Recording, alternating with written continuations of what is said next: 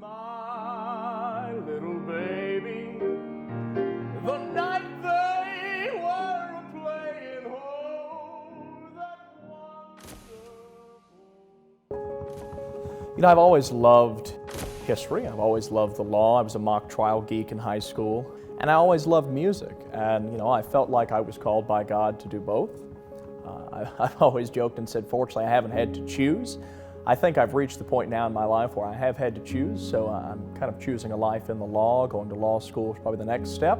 Vanderbilt's music program, the Blair School of Music, was far and away the best program I came in contact with. I was a pre-college kid here, and those experiences here really helped me prepare to go out in the workforce. So Blair not only taught me how to be a good musician, it taught me how to do good business, which is an important part of starting a career in music. People like Dr. Tom Schwartz, Dr. Sean Seymour, Thomas McGinn, these are professors I've had on main campus that have had a real impact on my life, not just in a professional setting, but in a personal setting. They've given me advice for my career, where to apply, and they've really helped me fine-tune myself as a viable and competitive applicant at some large law school programs. You don't realize how social we are until that's stripped away from us. This is the longest period of time I've gone without conducting a choir, which is tough. So it is a big adjustment. But, we're starting to see vaccines in people's arms. We're starting to see numbers decrease both here in our state and throughout the country, and hopefully that trend will continue.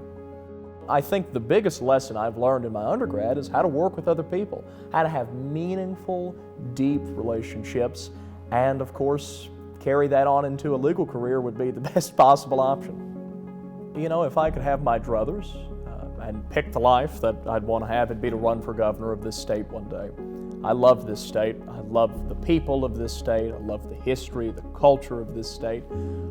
And to run for governor would be the ultimate plan. This is an institution that requires determination and grit.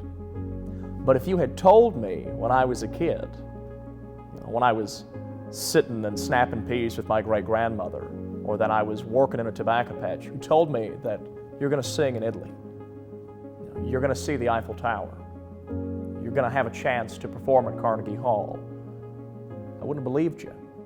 And that's been because of this institution. So that'll be what I think of when I graduate, is how Vanderbilt allowed me to see the world, to explore, to learn not just new things, but new ways of thinking about things. I think that is the real legacy of what's done here.